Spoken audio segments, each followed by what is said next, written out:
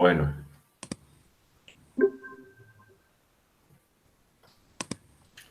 Listo, entonces el tema de hoy es Loaf.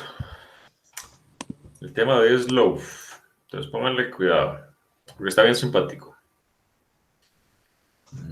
Voy a compartir pantalla.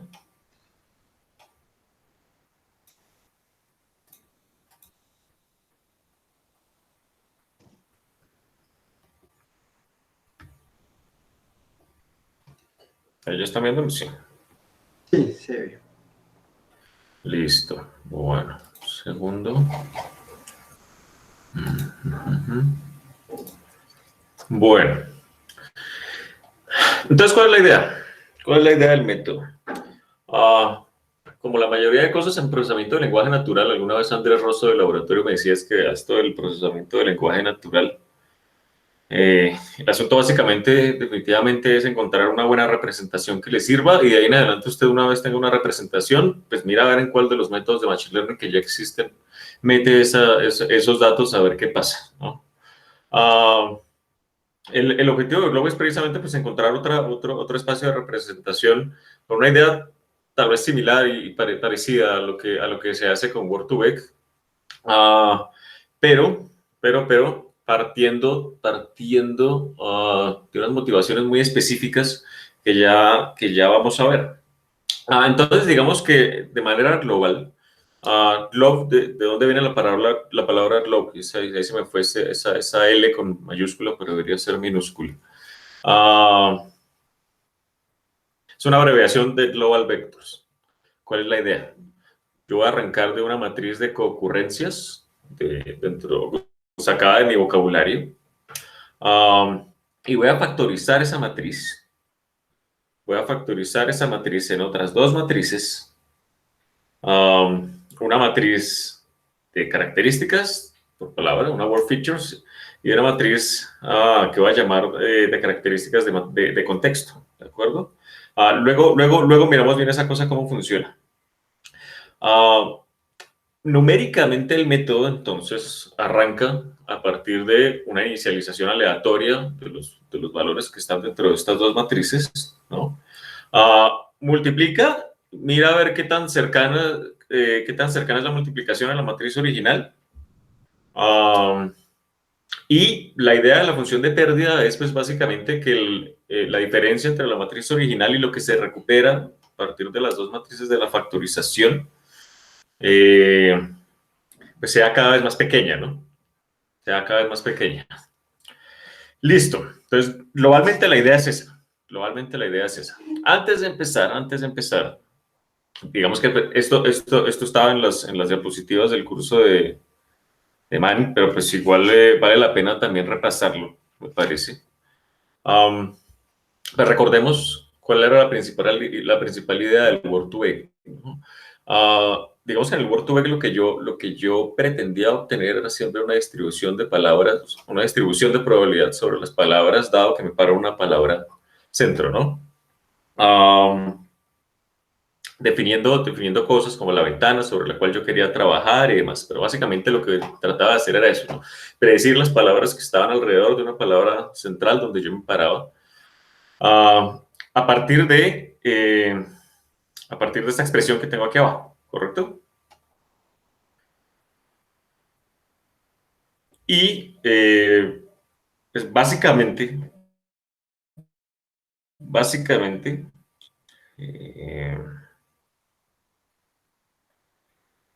lo que obtenía después de entrenamiento y demás, era efectivamente una distribución de probabilidades que era igual a izquierda, derecha de la palabra centro, ¿no? Que de cualquier manera, por simple que fuera la idea, pues funcionaba muy bien, ¿no? Y entonces podía obtener representaciones dos dimensionales de este estilo sobre el espacio que aprendía mi modelo, que de cualquier manera hay que tener en cuenta que puede ser engañoso, ¿no? Porque pues dependiendo de lo que yo quiera hacer, puede ser que yo necesite o quiera ver que una palabra esté cerca a otra, me explico. Por ejemplo, aquí en esta visualización que tenemos, Samsung está cercano a Nokia, digamos que tiene sentido cuando uno lo piensa en el contexto de marcas de celulares, de teléfonos. pero también puede ser que yo quisiera que Nokia estuviera cercano a Finlandia, por ejemplo. Ah, entonces, claro, digamos que estas representaciones pues dan cuenta más o menos de qué es lo que está aprendiendo el modelo, pero el asunto es que hay que recordar que estas son proyecciones bidimensionales logradas con un PCA, ¿no? Y que pues que en dos dimensiones lograr, digamos, cercanías a varias palabras simultáneamente, pues digamos que no necesariamente va a ser algo fácil. Pero pues hay que recordar que originalmente estos espacios que se logran con con el Word2Vec, pues son espacios de dimensiones muy altas, y en dimensiones muy altas yo puedo tener eso de que un vector, un punto en el espacio, pues sí sea cercano a varias palabras al tiempo y ortogonal igualmente a varias cosas al tiempo, ¿no? Bueno, ¿qué más habíamos visto? La optimización también de estos métodos que se lograba por gradiente descendente. Yo creo que aquí ya todos sabemos esto bien cómo funciona, ¿cierto? Sí, yo creo que Sí, sí, sí. ¿cierto? Ok, listo, perfecto. Perfecto, perfecto. Pues usted ya sabe, ¿no? El tamaño del paso, calcular el gradiente, na. Ah, algo bien curioso que se llama en la charla de esta presentación, que yo digamos que nunca había caído en cuenta de verdad de por qué se hacía, era el hecho de que cuando uno estaba haciendo gradiente descendente estocástico, por lo general el tamaño del batch que uno ve en todas las implementaciones siempre es alrededor de 32 o 64, se aguanta más, y si no, entonces uno empezaba a dividir entre dos, Um, y me parece interesante y por eso lo digo acá, y es el hecho de que él dice, bueno, sí, el asunto es que también estas cosas, pues, como están montadas para ser implementadas sobre GPUs, y la arquitectura de esas tarjetas por lo general también está basada en función del paralelismo en arquitecturas con base 2. Pues no tiene sentido que yo, digamos, utilice un batch de tamaño 42, por ejemplo, sino cosas efectivamente que sean potencias de 2 para que efectivamente la cosa se aproveche bien. Um, pero bueno, gradiente descendente estocástico para la optimización de estas cosas. Entonces yo trabajaba con un tamaño, con un bachecito por vez cada vez que iba haciendo las iteraciones. Un detalle también en estos modelos es que, a diferencia de las aplicaciones que tenemos en visión, análisis de imágenes, por ejemplo, ese mini batch, por lo general, pues considerará si acaso un grupo de, digamos, alrededor de unas 100 palabras dentro de un vocabulario de unas 250.000 más o menos. Así que muy seguramente esa optimización que voy a hacer durante el entrenamiento estocástico, pues va a hacer un update de unos pocos pesos. Entonces, por lo general, mi vector de updates va a estar lleno de ceros, va a ser disperso. Entonces, pues hay cosas que se pueden hacer en función de optimizar también este proceso, ¿no? Y no cargar con un vector tan grande, siendo que solamente voy a optimizar unas pocas cosas. Entonces, ¿qué se puede hacer? Se puede hacer un update solamente sobre los vectores que aparezcan directamente sobre el batch que estoy trabajando, o guardar Python me permite trabajar directamente, por ejemplo, con estructuras que son sparse matrix, que no sé cómo será que optimizan las cosas, pero se utilizan mucho, por ejemplo, con los vectores que obtiene la librería del NLTK cuando uno hace TF y DF sobre el conteo de vectores y demás, pero bueno. Um, y otros detalles también interesantes, como el hecho de que por qué también es útil trabajar con dos vectores cuando estoy haciendo esto del Word2Vec, ¿no? Yo siempre trabajo con dos representaciones, dependiendo si estoy parado en el centro o si estoy mirando la palabra ya en general como contexto de la palabra centro. El tener también la representación así es algo que va a facilitar la optimización. Es mejor que la misma palabra no sea una opción de ella misma, y eso facilita el cálculo de las derivadas. Uh, y pues las otras variantes que también ya hemos visto, lo de los skipgrams y las otras cosas que existen, como el continuous lack of words y el negative sampling, que fue donde nos quedamos con Vladimir la vez pasada. ¿Correcto? Bueno. Pero entonces aquí empieza lo bueno. Aquí empieza lo bueno.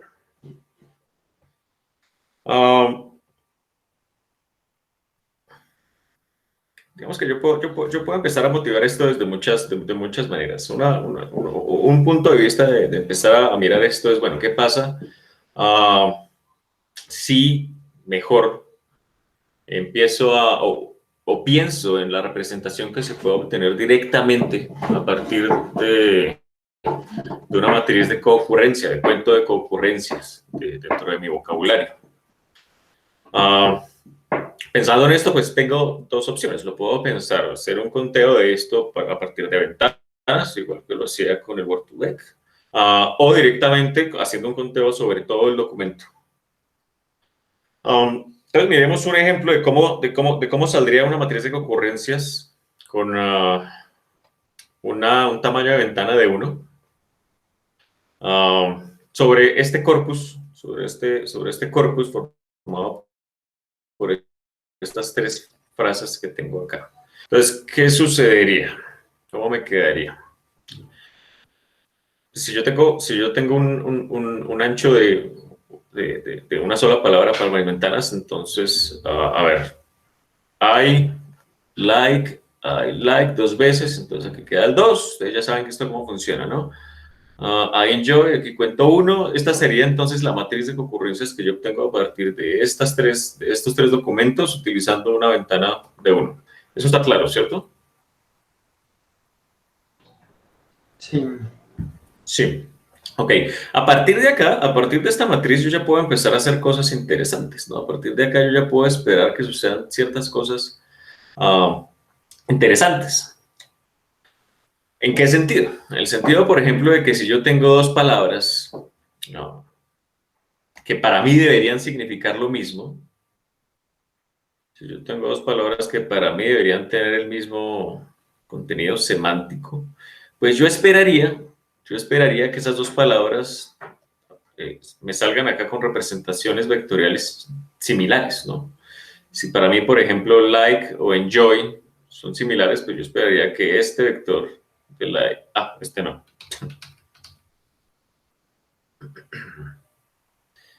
Que este vector de like y este vector de enjoy fueran parecidos directamente sobre esta matriz. El asunto es que trabajar directamente sobre esta matriz es complicado. ¿Por qué? Porque si mi vocabulario empieza a crecer, pues el tamaño de esa cosa empieza a crecer también cuadráticamente, ¿no? Eso va a requerir capacidades de memoria muy grandes. La matriz es de por sí dispersa, ¿no? Entonces, los problemas de clasificación que yo lo intento aplicar sobre esas representaciones también pueden tener problemas. Entonces, viene todo el curso de dimensionality y demás. En general, los modelos que yo aplique sobre eso puede ser que sean poco robustos. Entonces, hay que empezar a pensar en soluciones respecto a cómo hago para bajar la dimensionalidad de esta cosa. ¿Ok? Entonces, ideas. Se puede guardar la mayoría de la información importante en fijando una dimensión y logrando entonces vectores más densos, ¿no? O se puede usar la factorización matricial que obtengo a partir de un singular value descomposition. Cuando hago un singular value descomposition, yo a partir de una matriz arbitraria cualquiera, puedo obtener una versión factorizada en tres matrices, donde la matriz de la mitad es una matriz diagonal, no necesariamente rectangular, donde aquí se van a guardar los valores singulares de la matriz, que son básicamente los pesos de las diferentes asociados a las diferentes dimensiones, organizados, digamos, de manera que cada vez se vuelven más pequeños. Yo puedo eliminar entonces y quedarme solamente con un número k fijo de valores singulares, y con eso entonces la representación que voy a obtener de la matriz, una representación aproximada de rango K, y será la matriz de rango K que mejor aproxime la matriz original X, ¿no? En términos de mínimos cuadrados, pensándolo esto como una regresión. Y eso es buena idea. eso es buena idea y de hecho pues funciona si uno por ejemplo, toma ese mismo corpus que teníamos allá arriba y hacemos la descomposición sobre esa matriz de concurrencias y miramos, por ejemplo, lo que sucede si yo pinto lo que me sale de los dos primeros valores singulares. Digamos que las cosas se organizan con buen sentido, ¿no? Es decir, sí, tiene sentido lo que yo veo ahí en esa representación. El asunto es que, de cualquier manera, si esta matriz es muy grande, si mi vocabulario sigue siendo muy extenso, um, esta descomposición puede ser ya muy costosa, sigue siendo un problema costoso. ¿Ok? Entonces, pues hay que pensar en otras formas de tratar de simplificar lo que pasa con esa matriz, tratar de acotarla un poquito. ¿Ok? Entonces, una opción es tratar de imitar, por ejemplo, el conteo que sale de aquellas palabras que se repiten mucho, por ejemplo, los artículos, los adverbios y demás, aquellas palabras que son muy frecuentes, ponerles un tope. También considerar de pronto ventanas eh, que le den un conteo un poquito más alto a aquellas palabras que están más cerca de la palabra donde yo me paro, es decir, que la ventana no le dé el mismo conteo a todas las palabras, sino que en medida que está más cerca, el conteo sea un poquito más alto, es decir, dar una ponderación a la cercanía. O también utilizar correlaciones de Pearson directamente, quitando los valores negativos y demás. Y a partir de ideas simples como estas que ustedes ven acá, pues empiezan a surgir ciertas cosas interesantes en esas representaciones de palabras en dos dimensiones. Santiago, disculpe una Solamente pregunta. con ideas, señor. Digamos, la correlación Bueno. de Pearson, ¿por qué funcionaría? ¿O qué es lo que se está haciendo ahí? ¿Por qué quita las que tengan valores negativos? No, sinceramente no sé porque no veo un ejemplo particular de cómo lo utilizan. No veo un ejemplo particular de cómo lo utilizan, pero yo me imaginaría que empiezan a mirar a ver correlaciones por pares de pronto. Y si esas correlaciones negativas, no sé exactamente bien cómo funcionaría, hermano. No sé. Listo. Yo me imagino que es algo así como que cuando aparece una palabra no aparece la otra y por lo tanto eso le da una correlación negativa, pero eso no es informativo, entonces le ponen cero, creería. Sí. Sí. Pero bueno, el punto con esto es que haciendo algunas modificaciones y un poquito de artilugios, digamos, sobre esa matriz de concurrencia, igual empiezan a aparecer cosas interesantes dentro de estas representaciones. Por ejemplo,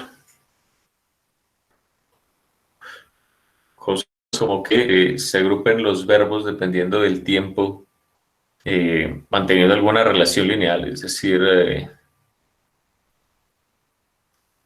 taken, el pasado participio, ¿no? Still stolen, digamos que ahí se guarda un poquito esa relación, aquí ya no tanto, ¿no? Pero digamos que aquí en esta cercanía es grown y eat y eaten, digamos que hay algunas relaciones lineales que empiezan a aparecer, ¿no? Y aquí no es tan explícito como, por ejemplo, con esto que está acá, relaciones entre un verbo y el hacedor del verbo. Entonces, si se dan cuenta, aquí sí es más claro, ¿no? Que definitivamente hay una correspondencia que se mantiene entre el verbo y quien lo hace. Swim, aquí estaba learn, teacher. No, perdón. Teach, teacher, marry bride, pray priest, treat doctor, bueno. ¿Ok? Entonces, digamos que esto es parte de la motivación y uno de los puntos de inicio del trabajo con Bloch. Yo quiero obtener representaciones que conserven relaciones lineales de este estilo entre las palabras. ¿Ok? Entonces, ¿cómo lo voy a lograr? ¿Cómo lo voy a lograr? No trabajando directamente sobre la matriz de concurrencias, hay que pensar en no trabajar directamente sobre la matriz de concurrencias, sino más bien sobre una matriz de ratios, de tasas de concurrencia de probabilidades. El asunto es que entonces, resulta y acontece, trabajar con la matriz de la tasa de probabilidades, en vez de directamente inclusive con las probabilidades de ocurrencia, uh, pues va a, a codificar, digamos, muy bien el significado de las palabras en mi vocabulario. ¿Ok? ¿Cómo? ¿O por qué? Entonces, miremoslo ya, digamos, con números más concretos. Estos son valores reales obtenidos a partir de la matriz de concurrencias sobre un texto real, ¿no? Entonces, yo tengo que empezar a pensar en la probabilidad de que suceda una palabra cualquiera dado otro. Entonces, la probabilidad de que X ocurra dado que aparece hielo en el contexto. Entonces, digamos que esto tiene sentido, ¿no? Sólido tiene una probabilidad mayor que gas, gas tiene una probabilidad menor que agua, ¿no? Y fashion o moda, pues digamos que también tiene una probabilidad de ocurrencia muy pequeña. Igualmente con vapor. Entonces, digamos que aquí en es de esperar, obviamente, que la palabra gas, la probabilidad de que aparezca gas en el contexto de vapor, pues sea más alto que la probabilidad de que aparezca sólido en el contexto de vapor. E igualmente la palabra fashion, pues va a tener una probabilidad de ocurrencia baja. Pero si yo miro el cociente o la tasa, la razón entre las dos, pues entonces aquí empiezan a aparecer cosas con significado, o por lo menos empieza a aparecer información en cuanto a la relevancia de las palabras. ¿Ok? Con sólido y con gas, digamos que la razón entre estos dos números, pues para sólido va a ser grande, ¿no? Va a ser grande. La razón para la palabra gas entre estas dos probabilidades, la razón va a ser muy pequeña.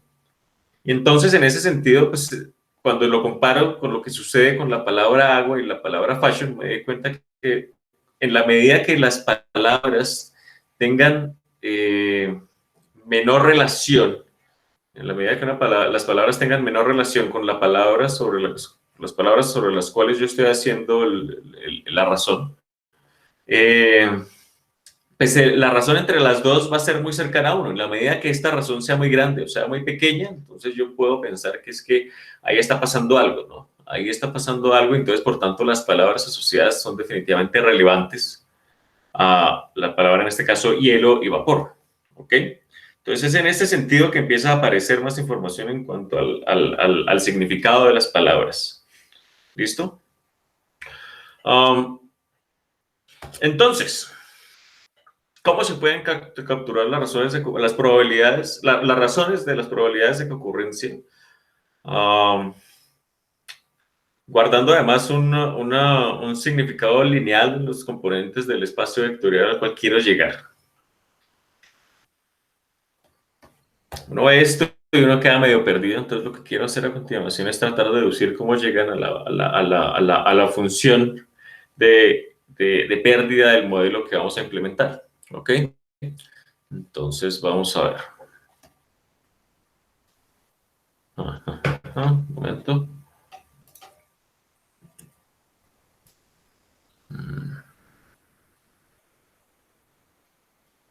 Scruff, sí. Listo. Entonces, espero no demorarme mucho con esto y que no sea ladrilludo. Vamos a ponernos de acuerdo en algo de notación. De aquí en adelante, entonces, para mí, vamos a considerar a X como la matriz de concurrencias.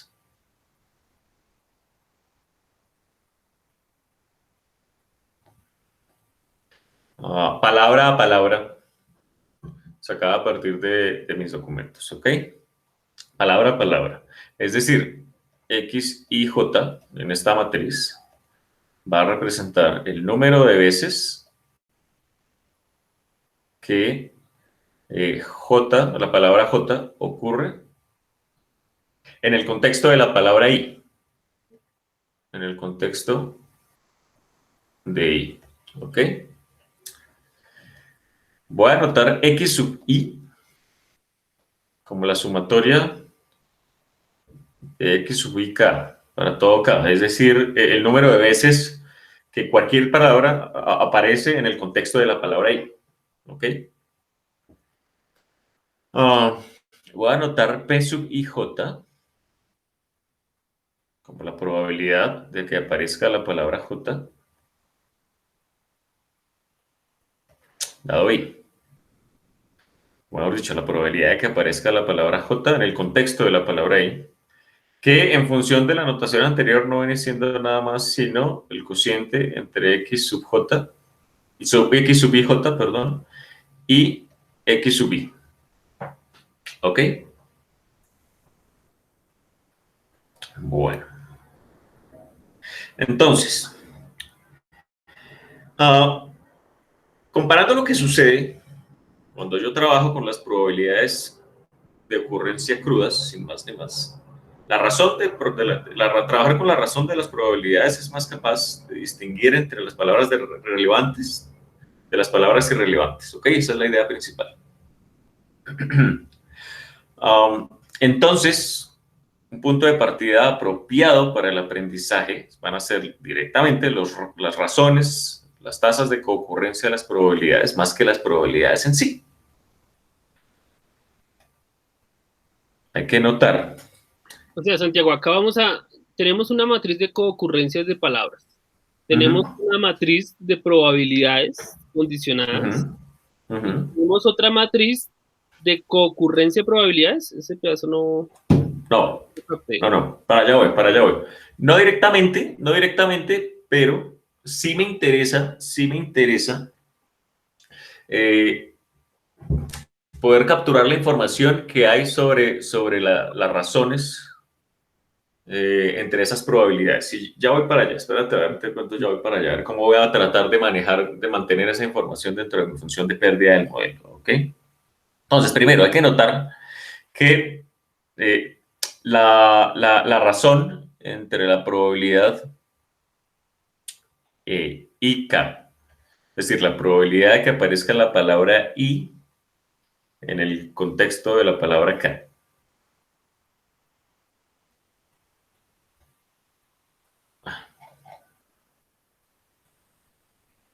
Perdón, la probabilidad de que aparezca la palabra K en el contexto de la palabra I sobre la probabilidad de que aparezca la palabra K en el contexto de la palabra J. Esta razón, este cociente, depende pues, de tres palabras únicamente, ¿no? De I, de J y de K. Entonces, el modelo más general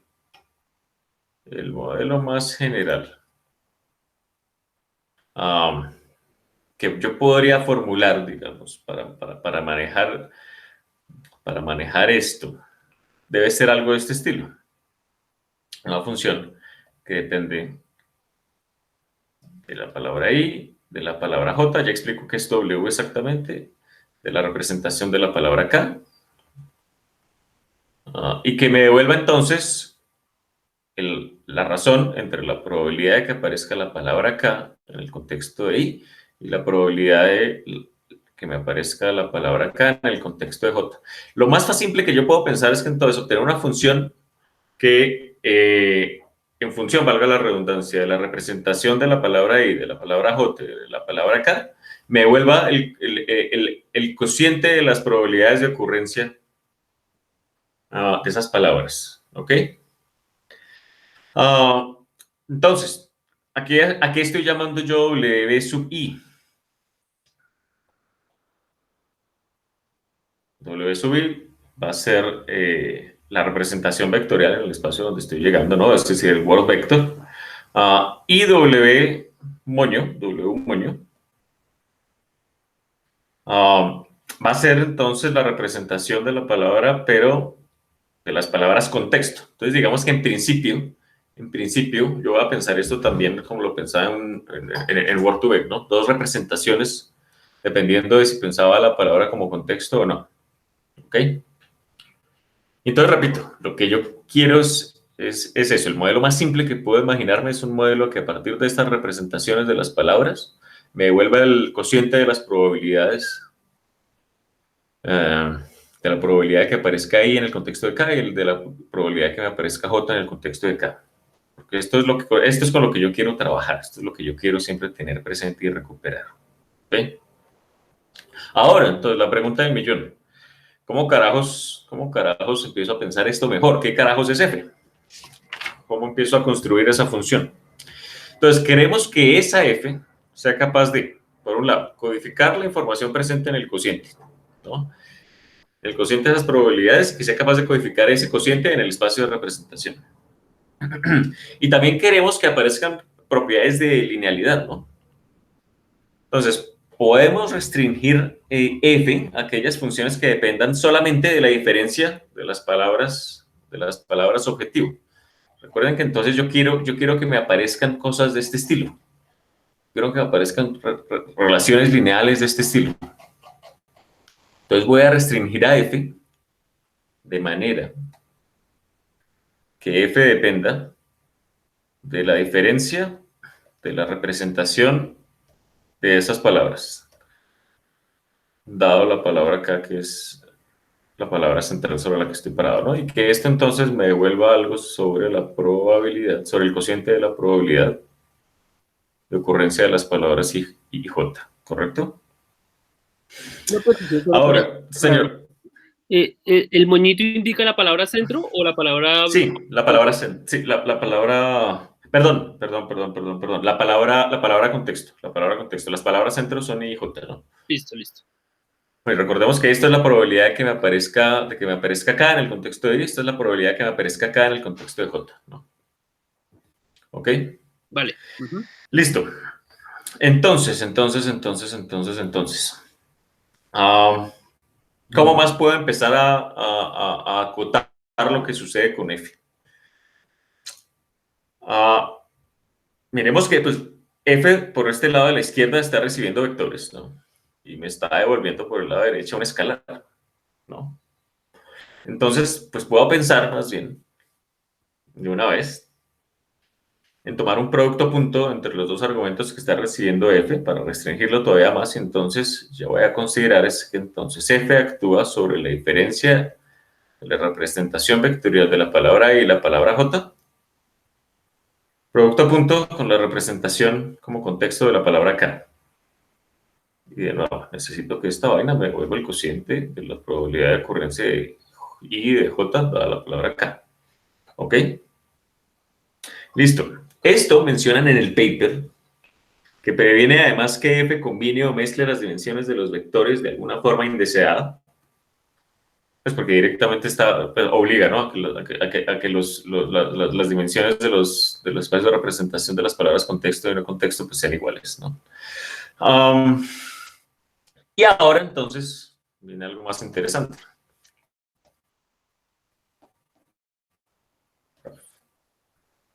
¿Qué pasa?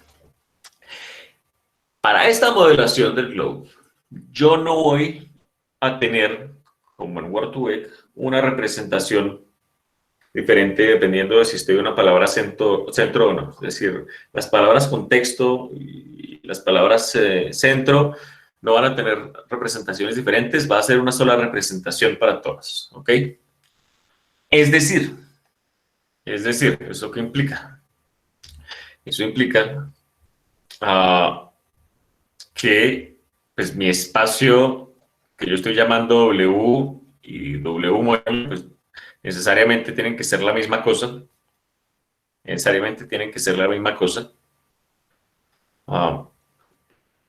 Así que nuestro modelo debe ser invariante ante esta distinción. Sin embargo, la ecuación como la tengo acá todavía no es invariante ante esto. Entonces esa simetría se puede recuperar haciendo lo siguiente.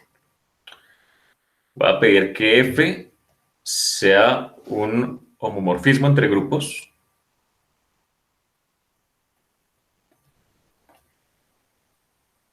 ¿Entre cuáles grupos? R con la suma. Y reales positivos con el producto. Es decir, que lo que tenía allá arriba, que era F, que actuaba sobre la diferencia de la representación entre la palabra E y la palabra J, producto punto, con la representación como ese contexto de la palabra K, tiene que ser igual. Transformo restas en cocientes, ¿no?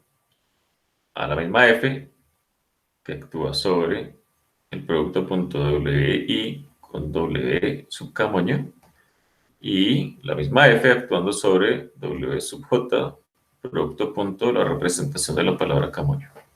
¿Ok? Entonces uno empieza inmediatamente a pensar en exponenciales y logaritmos, ¿no? ¿Esto qué implica? Esto que tengo acá, ¿qué implica? En función de todo lo que yo venía haciendo acá, es decir, esto, juntando esto y esto implica que F, que actúa sobre el producto punto de la representación de la palabra I y la representación de la palabra K, tiene que ser igual directamente a la probabilidad de que aparezca I en el contexto de K, es decir, X sub K sobre X sub I. Y a su vez, esto también implica que F pues, definitivamente tiene que ser la función exponencial. ¿Ok? Es decir que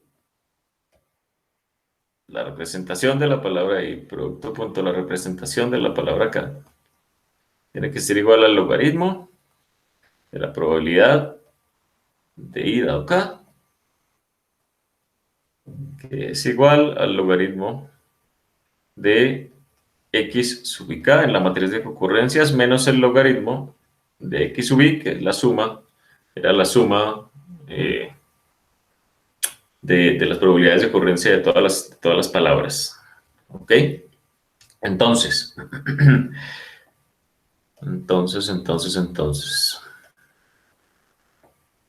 graph. Si yo cojo esto de acá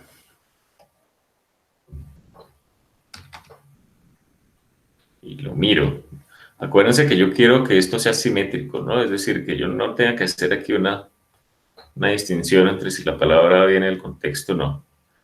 Lo único que me está dañando en este momento la simetría de esto que estoy viendo acá es este término de acá. Sin embargo, ese término es independiente de la palabra acá. Así que lo puedo absorber dentro de un bias B sub I para la palabra o para la representación vectorial W sub I. ¿Ok? Y entonces esto me quedaría de la siguiente manera. W sub I transpuesto W sub K más B sub I. Y para terminar de arreglar la simetría, pues también voy a considerar entonces un bias de la palabra K. Y esto me queda igual a el logaritmo de X sub I J. ¿Ok? Logaritmo de X sub I J. Listo. Entonces, en resumidas cuentas, lo que hay que hacer es factorizar el logaritmo de la matriz de concurrencias. ¿Ok? Y entonces, pues vuelvo a donde empecé, ¿no? Que era lo que yo les decía que en grandes rasgos, que era lo que decía el club, hacer una factoración de la matriz de concurrencias, motivado directamente entonces de toda esta deducción que acabo de hacer. ¿Ok? Santiago, esa propiedad del homomorfismo, ¿esa es válida para cualquier grupo de simetría. Es decir, ahí la clave fue... Esto de acá. Esa fue la clave. Sí, esto es lo que me permite a mí empezar a acotar dentro de la posibilidad de funciones f que yo puedo pedir que existan con esas propiedades y pidiendo entonces recuperar la simetría aquella. Ahora, la pregunta es si ese homomorfismo existe, ¿cómo? ¿Cómo que llama? Si eso es una propiedad genérica de cualquier función sobre un elemento de un espacio vectorial que satisface una propiedad de simetría. Ok, no sé, la pregunta está buena y no estoy seguro, Juan Guillermo. Sí, no sé,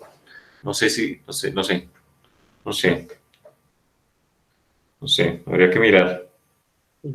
Habría que mirar. Pero sí, digamos que yo del álgebra que estudié cuando estaba estudiando matemáticas, nunca me gustó el álgebra y francamente no me acuerdo muy bien de todas las cosas que pasaban por allá, pero seguro debe haber algo interesante en ese sentido porque en el paper no le dan mucha vuelta, ¿no? Sino que van directamente al grano. Entonces seguramente sí hay alguna relación directa. Ahí. Lo digo es porque ahí creo que hay posibilidad para muchos modelos. O sea, sí, claro. Si uno exige otras cosas, debe haber otras propiedades de funciones sobre representaciones de grupos que le permiten llegar a otro tipo de modelos que satisfacen esas condiciones que uno les pide. Sí, claro.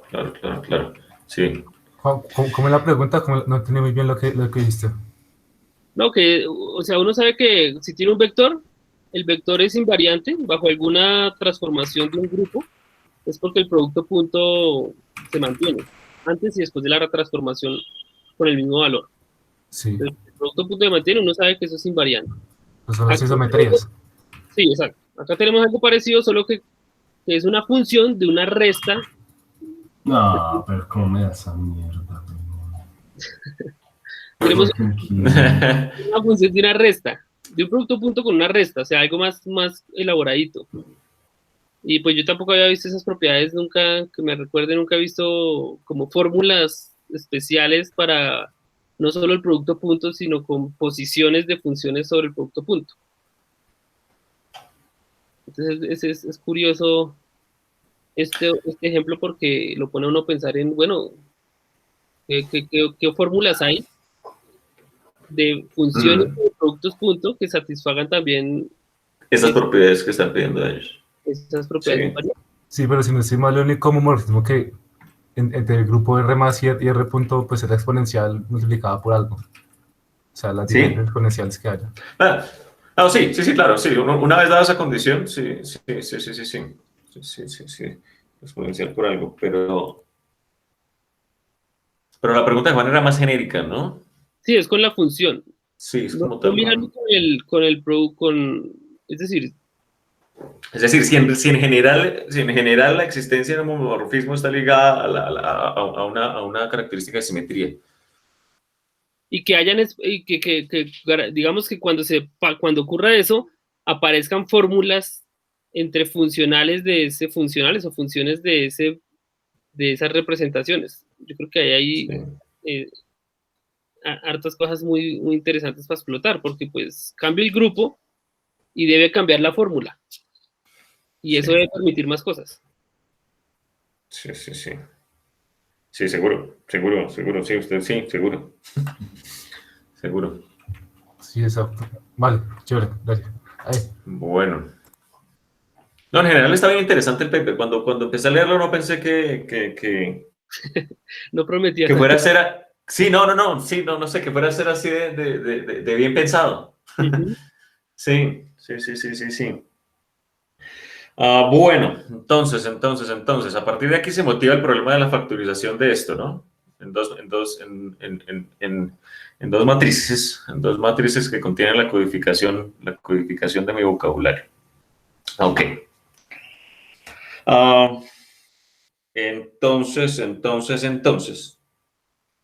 el asunto, como ellos proponen, el problema es como un modelo de regresión, básicamente, ¿no?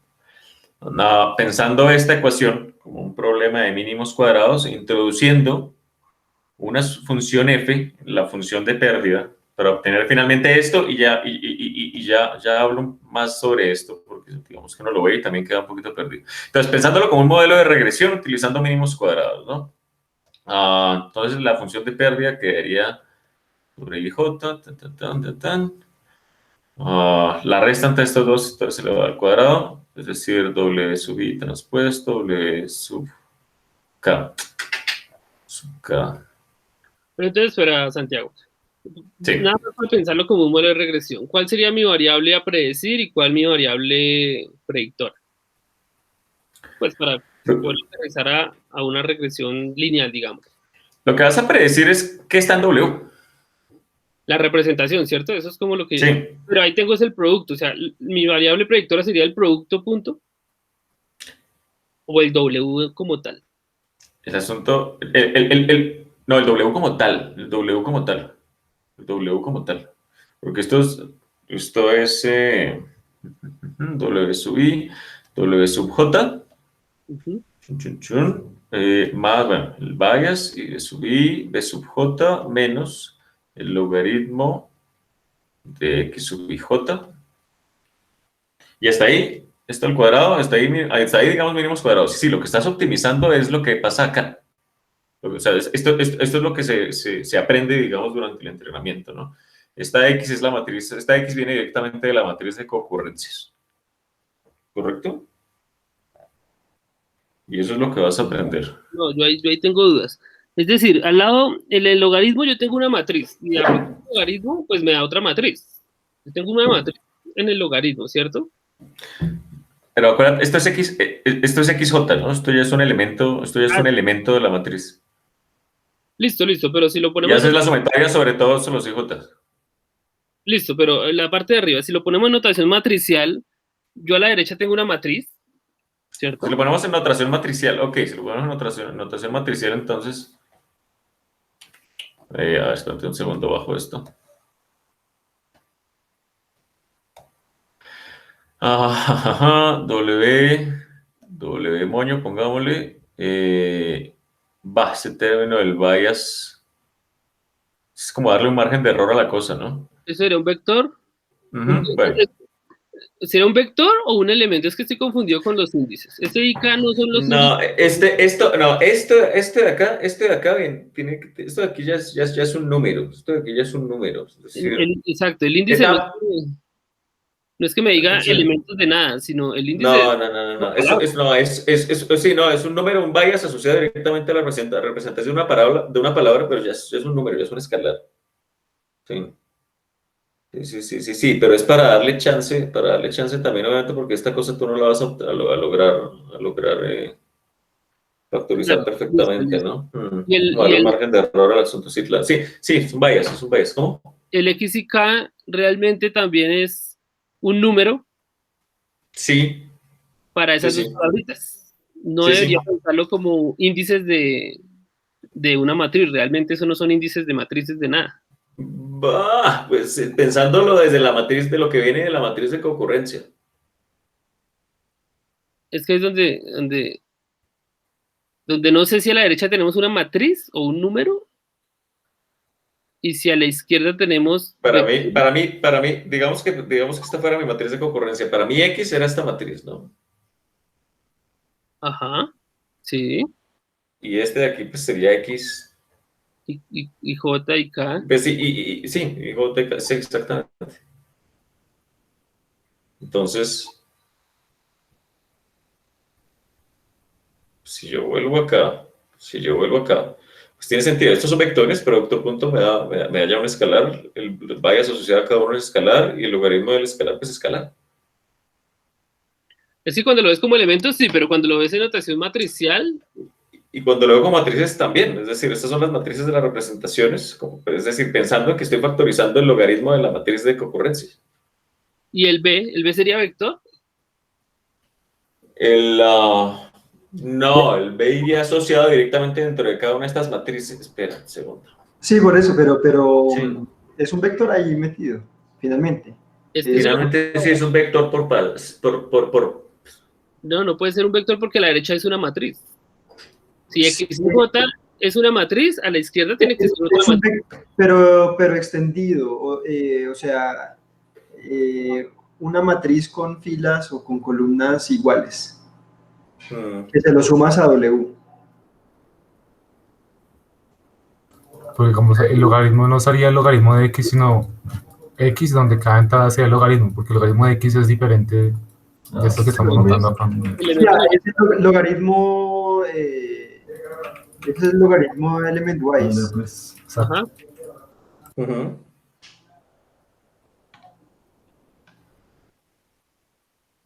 No, lo digo es porque confunde un poquito. Si W sub I es un vector y WK es otro vector, el producto punto es un escalar. Bien. El B y BK son números. Para cada palabra unos números apropiados. Pero si lo tomamos ahora, todos los Bs para cada palabra ya tenemos un vector. Y el W sub I debería ser es una matriz y W sub K debería ser es otra matriz. O algo por el estilo, porque sí, para que eso sea consistente, derecha e izquierda tienen que ser matrices, de alguna forma. Incluso el B sub I, yo creería que tocaría multiplicarlo por una identidad. Por una identidad. Para que sea una matriz, realmente. Pero el B sub I luego no está asociado a cada fila. Está asociado a cada representación, sí, por tanto, cada fila, sí. Un vector B sub I multiplicado por la identidad. Por la identidad. Ni siquiera un vector, sería la matriz diagonal donde los B sub I son en la diagonal. Es que yo no sé. Pensaría yo. No, hay que echarle cabeza porque no sé. Sí, no sé, yo no me había preguntado eso tampoco. Lo cierto es que también no tuve tiempo de echarle mucho. Pero si lo hace uno ahí, miro que si tienes W matriz más B matriz, es decir, B es un vector extendido que todas las filas son iguales, por ejemplo. Entonces, cuando haces el producto punto de eso con la otra representación, te sale exactamente lo de arriba, porque en todos lados se factoriza el B y...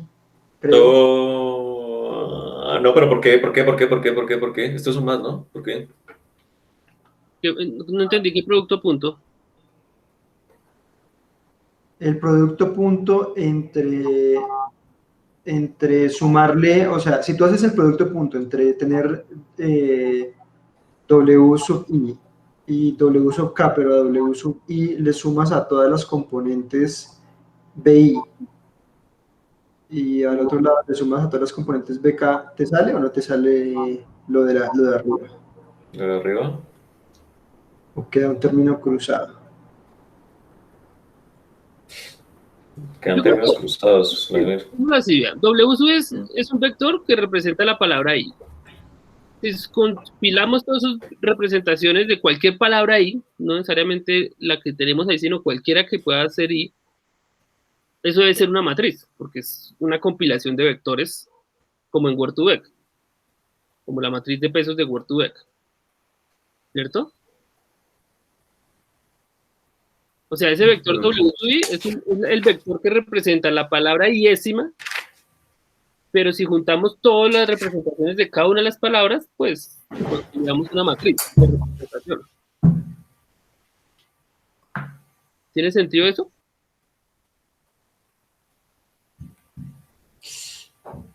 Recuerden que la matriz de representación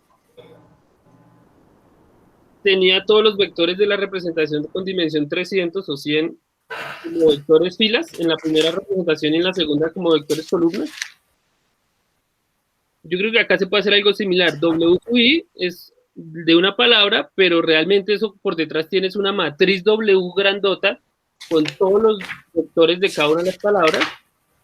W sub K es otra matriz. El producto punto entre ellas es el producto matricial es otra matriz. Y el B sub I y el B sub K deben ser matrices diagonales con el elemento del sesgo apropiado a cada una de las palabras. Para que en últimas a la final tengamos también a la derecha otra matriz.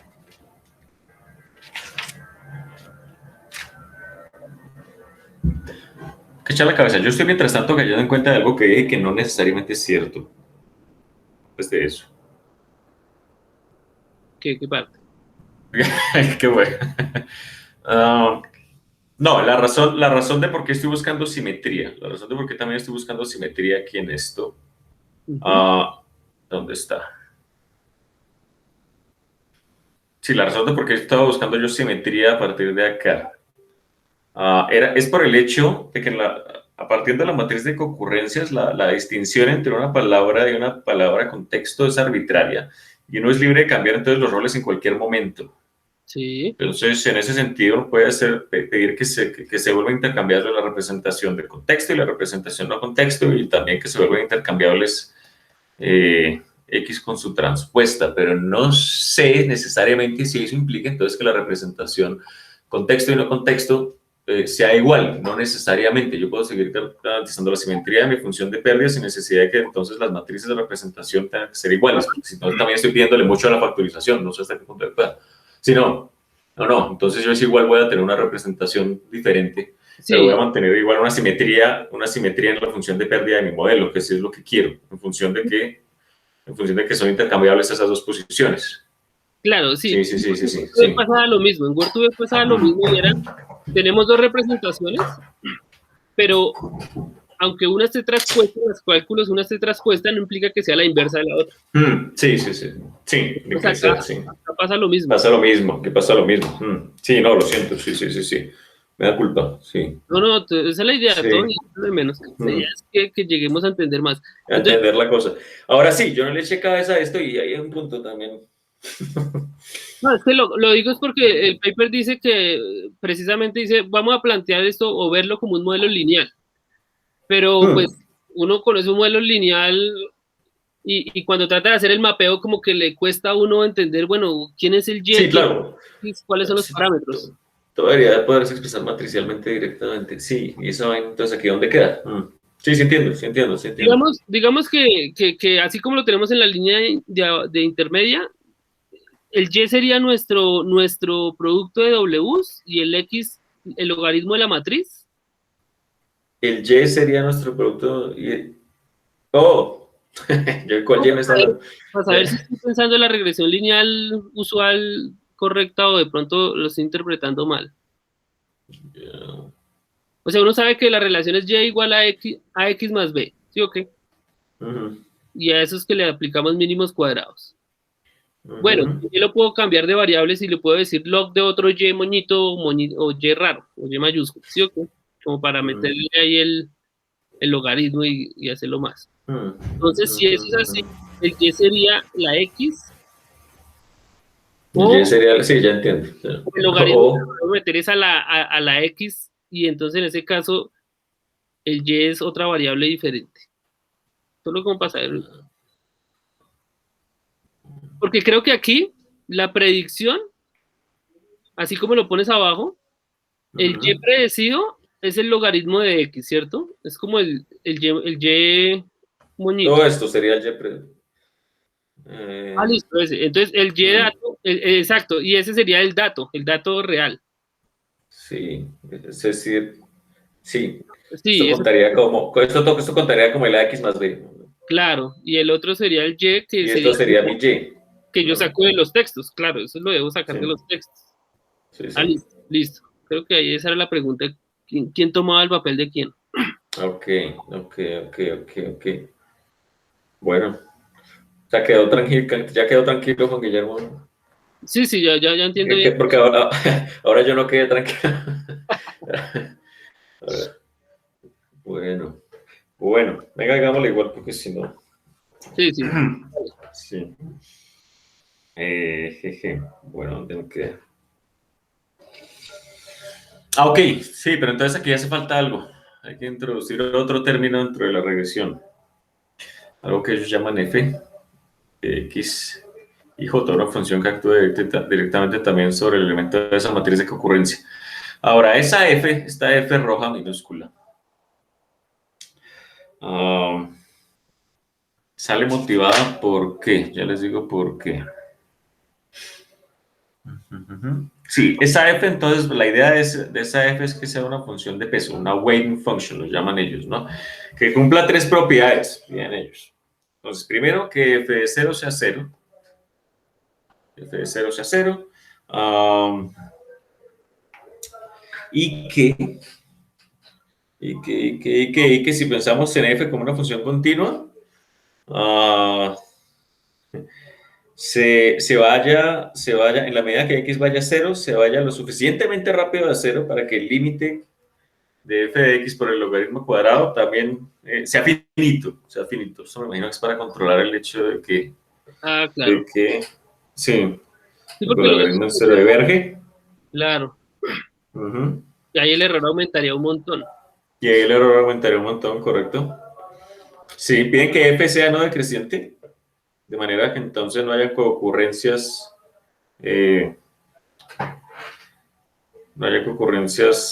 sobrevaloradas, digamos. Y que f sea relativamente pequeña para valores grandes de x, de manera que entonces las concurrencias que sean muy frecuentes tampoco sean sobrevaloradas. Sí, una manera, digamos, de acotar todo lo que sucede dentro de la matriz y de controlar lo que sucede también con esas palabras que son muy frecuentes para que no haya cosas relativamente grandes. ¿Correcto? Sí. Bueno, venga, yo no sé. Yo aquí le tenía cuadrado para que sucediera automáticamente. Y me pusiera las cosas en graph. Bueno.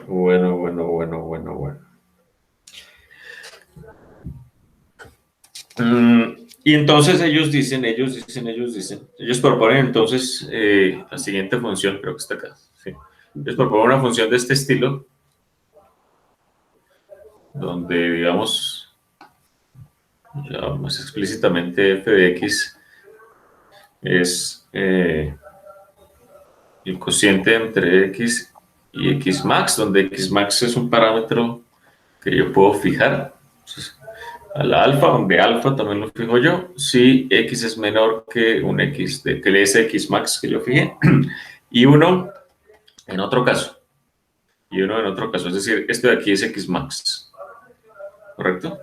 Entonces ellos dicen que pues ellos exploraron el asunto y demás, el desempeño del modelo dependiendo de los parámetros del x max y demás. Esto lo fijaron en 100, finalmente se dieron cuenta que esto les funcionó bien, y alfa lo fijaron en 3/4.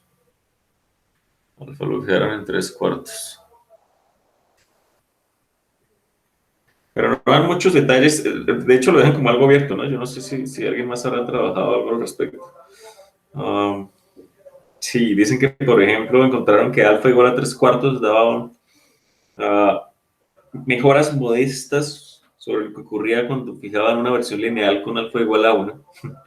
Y la motivación de escoger ese 3/4 es empírica. Pero bueno. Listo. Entonces, así nace el modelo. Entonces ya lo que queda en general es pues mirar los resultados que se obtienen con eso, que en general pues son buenos, ¿no? Entonces, por ejemplo, mirar que las palabras más cercanas a la palabra rana, obviamente pues aparecen cosas que uno esperaría. Pero hay cosas más complicadas, como por ejemplo este Eleutherodactylus, y demás, que pues la cosa funciona. Y se conserva también aquello que buscábamos dentro de las visualizaciones, ¿no? Que se conservan esas relaciones lineales de las analogías.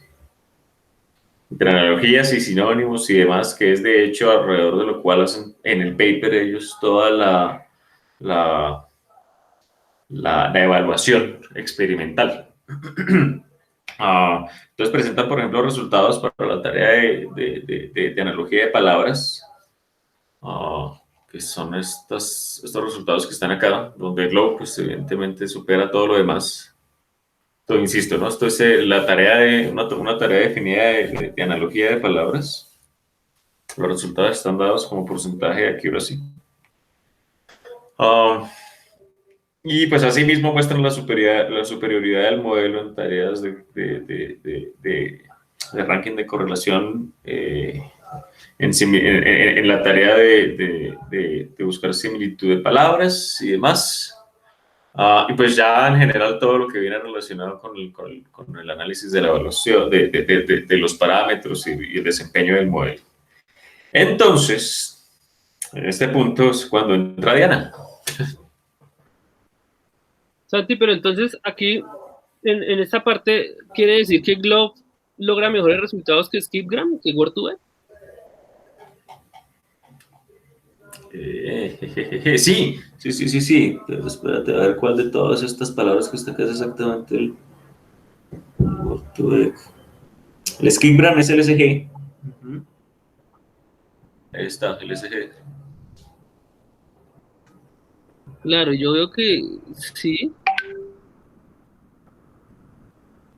Sí, considerable además. En la última, bastante. Mm.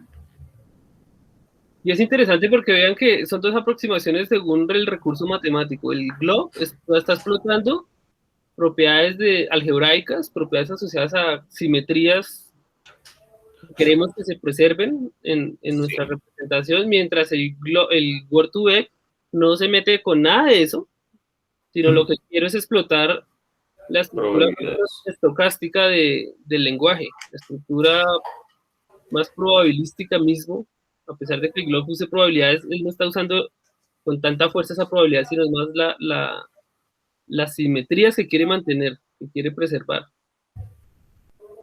Pero igual también está la diferencia de que tiene los ratios de probabilities. O sea, Word2Vec solo trabajaba con probabilidades condicionales, que trabaja con esos ratios, que le da más información aún. Que le da más información, sí, correcto. Correcto. Sí, francamente está muy chévere, está bien simpático, bien simpático. Bien simpático. Bueno, listo. Diana, ¿estás por ahí? Hola chicos, ¿cómo están? Buenas noches. Ya les voy a compartir. Ustedes me avisan si ya ven. Espérenme un segundo que mi computadora está muy rápido, entonces regálenme un segundo, por favor.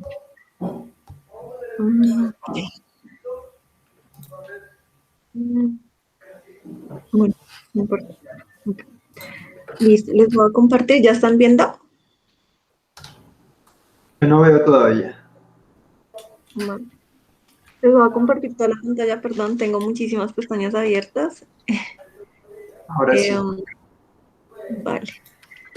Listo. Entonces, bueno, este modelo general, bueno, lo general que muestra el paper no es una implementación como el de la vez pasada, que generamos un modelo desde cero, sino que no sé si se acuerdan cuando hicimos toda la parte del Word2Vec con el skipgram, palabras dentro y palabras con textos, generamos, la representación creo que fue con 100 dimensiones de un globe, y después lo que hicimos fue convertirlos a Word2Vec, una librería específica de Torch,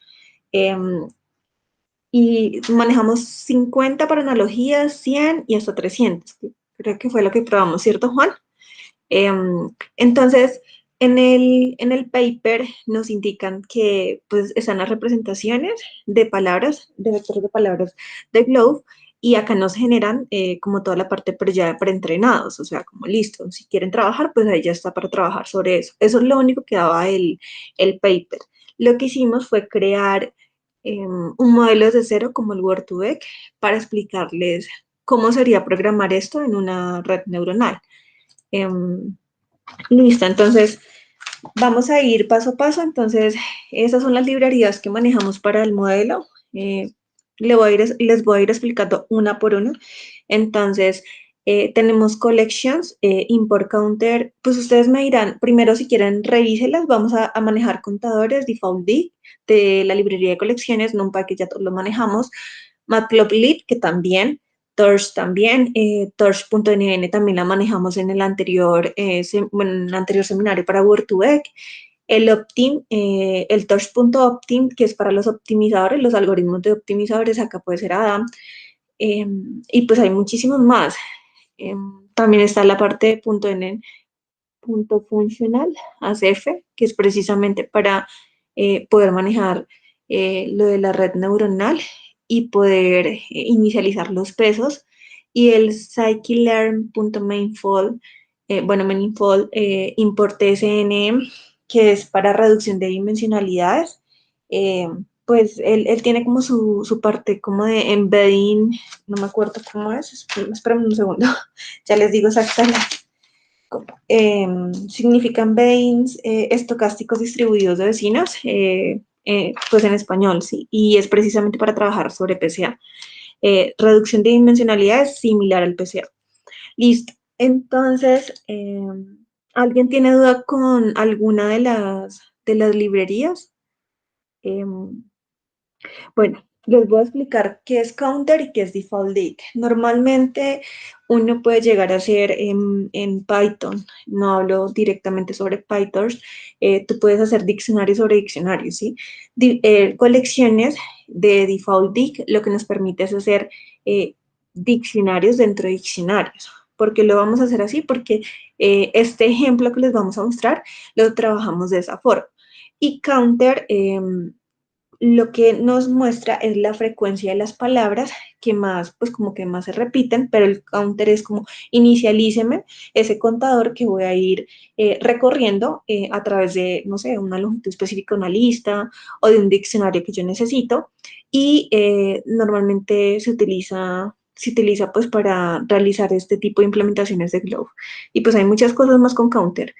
Entonces empezamos con la clase del dataset. Lo que normalmente nosotros hacemos es, como ya saben, en anteriores ocasiones, pues colocamos nuestros parámetros, inicializamos nuestra ventana, que es principal pues, para el algoritmo. La ventana la pueden manejar como ustedes deseen. Acá le estamos colocando como self.windowsize. La vamos a manejar de 5. El número de palabras va a ser 200.000, porque el vocabulario va a ser de eso. Entonces, lo que generamos son los tokens. Hacemos lo mismo, si pudiera mostrarles como doble pantalla, sería, cojamos el Word2Vec e implementémoslo con Globe. ¿Sí? Entonces, ¿qué hacíamos en el Word2Vec y qué hacemos acá? Entonces sacábamos el split porque necesitábamos con el split sacar los tokens de las palabras, ¿sí? De ese número de palabras que nosotros teníamos. Entonces sacamos los tokens, después de sacar los tokens, inicializamos nuestro contador y después, ¿para qué sirve el update? Normalmente si tú colocas un contador en vacío, lo que ustedes tienen que llegar para poderlo llenar sobre algo, colocarle valores a ese contador, tienen que colocarle el método update. Entonces, por eso le pasa update. ¿Y qué le voy a pasar a ese update? ¿Qué le voy a decir? Entonces, pues los tokens que yo que estoy calculando con el split, pásaselos como parámetros de contador. Entonces, ¿qué me va a generar el contador a mí? A mí me genera un diccionario de la frecuencia versus la palabra, ¿sí? Versus el token, bueno, el ID del token que ya hallé. Entonces, ¿cómo me genera la frecuencia? Bueno, supongamos el ID, dos puntos, la palabra. La frecuencia de la palabra, perdón, la frecuencia de la palabra. Entonces, necesito generar, pues, dos parámetros que sería la palabra con el índice de la palabra y la palabra respecto a ese índice. Por eso es que estoy haciendo dos fors acá recorriéndolos. ¿Para qué hago esto? Precisamente para saber qué tan frecuente se repite esa palabra dentro de mi diccionario, ¿sí? Y tener en cuenta esa frecuencia de esa palabra y poder trabajar con esos dos datos. ¿Cómo lo hacíamos en el Word2Vec? Haciendo una comparación, nosotros, dividíamos hacíamos el split, sacábamos nuestros tokens y después de sacar nuestros tokens, nosotros era a punta de id y de for, recorríamos todo el vocabulario para poder hallar los índices y la palabra con respecto al índice, ¿sí? Eso es lo que hacíamos normalmente en el Word2Vec. Entonces, acá lo que hacemos es el wordcounter.moscommon, es también otro método del contador y lo que me va a generar es precisamente la frecuencia de esa palabra con respecto al índice. Entonces, un parámetro me va a generar la palabra con respecto al índice y el otro me va a generar el índice con respecto a la palabra. Entonces, en realidad yo que estoy haciendo, como es un diccionario, lo que le estoy pasando es acá la frecuencia y acá le estoy pasando directamente pues el ID, el índice de la palabra. Después de esto tengo que buscar cuál es la longitud de ese vocabulario. ¿Yo cómo la hallo? Pues con la frecuencia de las palabras que acabé de realizar con el Word to ID, bueno, el ID para mí es el índice, entonces las palabras y hallo la longitud, solamente el vocabulario.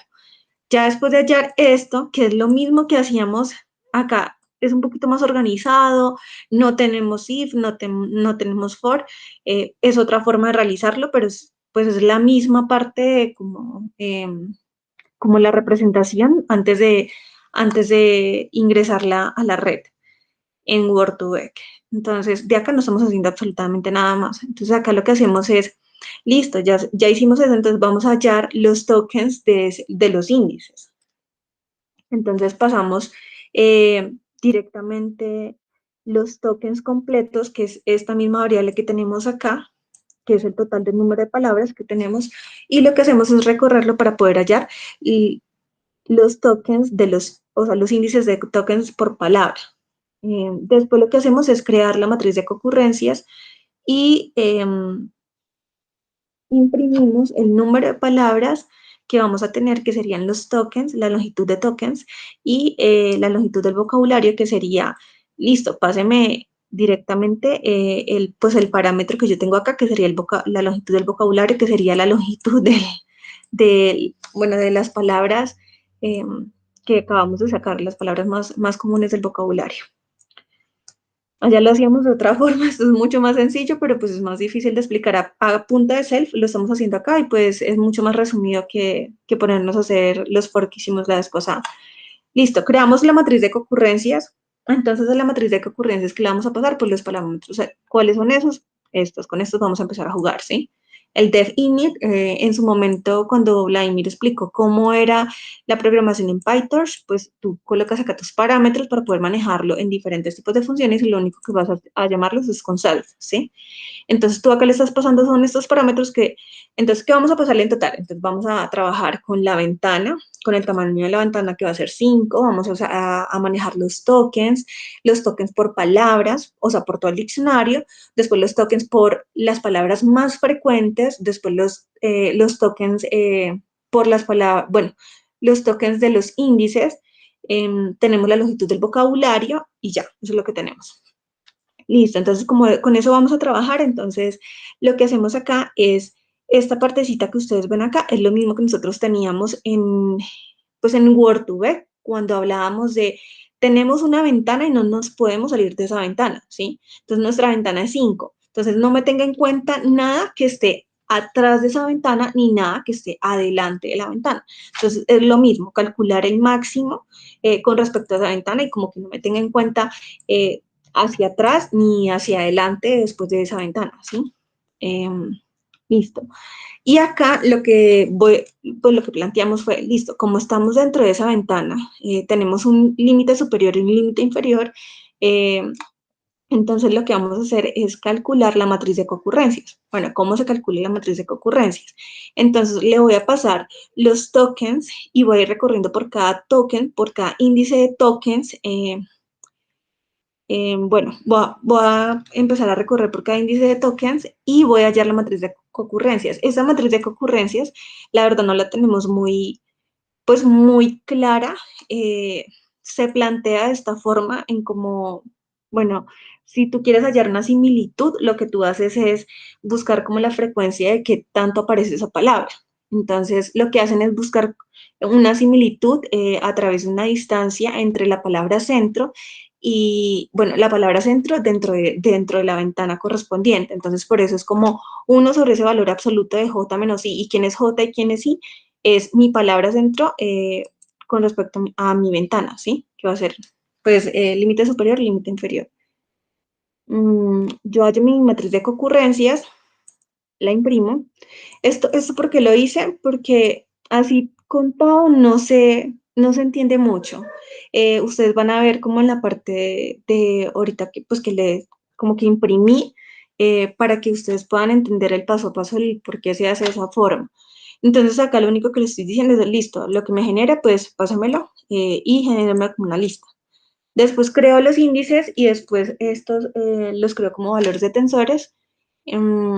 ¿Y para qué hago esto? Porque, ¿se acuerdan cuando les comentaba que nosotros lo que vamos a hacer es tenemos un diccionario dentro de otro diccionario, ¿sí? Porque esto se genera de esta forma. Como lo que vamos a hacer es, listo, calcúleme para la primera, es que no sabría acá cómo hacerlo. Bueno, ahorita les muestro acá abajo. Listo, entonces creamos los índices y después de los índices estos van a ser valores de tensores. Acá lo único que vamos a hacer es, tenemos dos fors, ¿cómo creamos esos índices? Entonces, como tenemos dos diccionarios, o sea, un diccionario súper grande y hay varios diccionarios dentro de ese diccionario, entonces por eso es que ven dos fors. ¿Cómo recorro un diccionario dentro de otro? Con dos for. Pues se puede hacer de muchas formas, pero entonces el primer for lo que me va a decir es, recórrame la palabra y, bueno, la palabra dentro de la palabra, W es la palabra y mi palabra contexto dentro de mi diccionario súper grande que sería la matriz de concurrencias que yo tengo acá.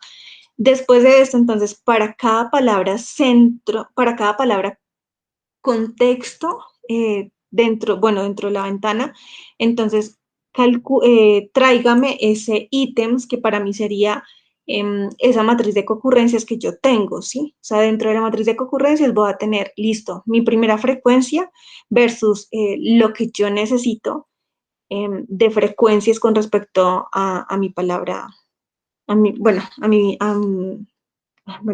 matriz de concurrencias. Ahorita les voy a explicar. Les voy a explicar mejor acá en la parte de abajo. Nosotros imprimimos esto para que ustedes se dieran cuenta. Entonces, la primera iteración que se hace es, yo necesito calcular, eso es la matriz de concurrencia. Entonces, necesito calcular el default dict, como es un diccionario entre otro, entonces van a ver esto. Entonces, para la primera, o sea, para el primer índice que yo tengo, va a ser 100.698, ¿sí? El vocabulario que yo tengo. Entonces, el contador que ustedes ven acá, que es el counter, ese contador es otro diccionario adentro, ¿sí? Tiene un diccionario adentro. ¿Qué va a tener ese diccionario? Va a tener ese índice que yo tengo, este 100.698, entonces yo me sitúo en 100.698, después ubico el índice con el token con el que estoy trabajando y después miro la frecuencia de ese token, ¿sí? Pero esto es una frecuencia, no. La frecuencia es la matriz de concurrencia. Después vuelvo y hago lo mismo, pero entonces tengo que ir cambiando de palabra de contexto. Entonces ya no va a ser el ID de tokens 4861, sino que voy agregando el 3070. Y reviso la matriz de concurrencias, calculo la matriz de concurrencias.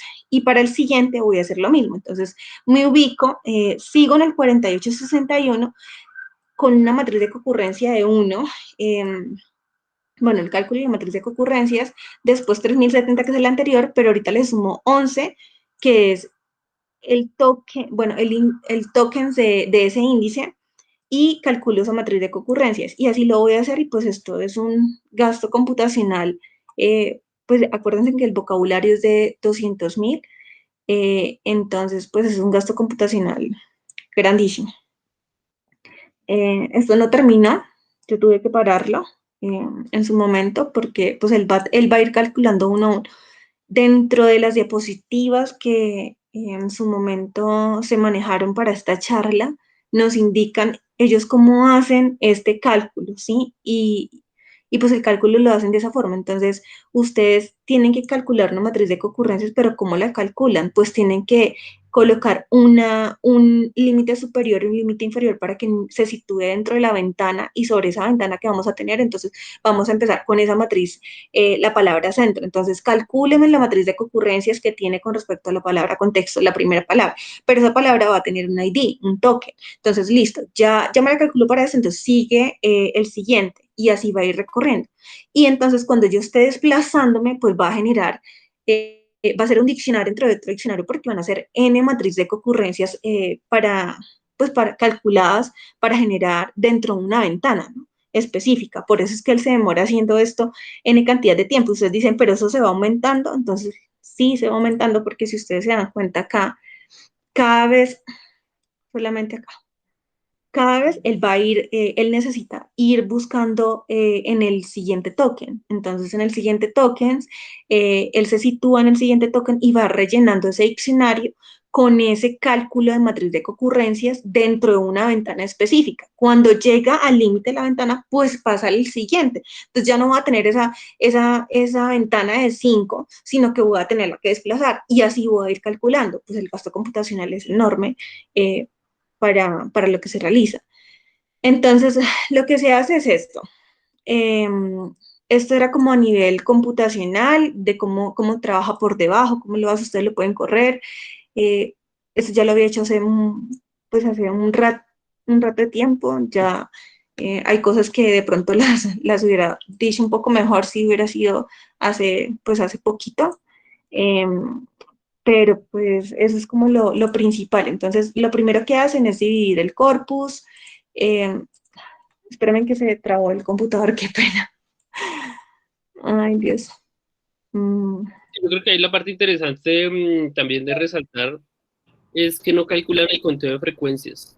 Es decir, en el modelo, si ustedes ven, siempre se habla de X y J, calculando el conteo de frecuencias en que ocurren dos palabras, pero aquí nunca se calcula realmente eso, sino que se calcula es una distancia de separación entre las palabras. Sí, Entre, el uno sobre la distancia. sí, Eh, y la ventana que yo voy a generar. ajá, mira, Juan Guillermo, que es algo parecido a lo del grafo de etiquetas, ¿no? O sea, a medirlo por la separación física que hay entre los caracteres de una palabra y de otra palabra.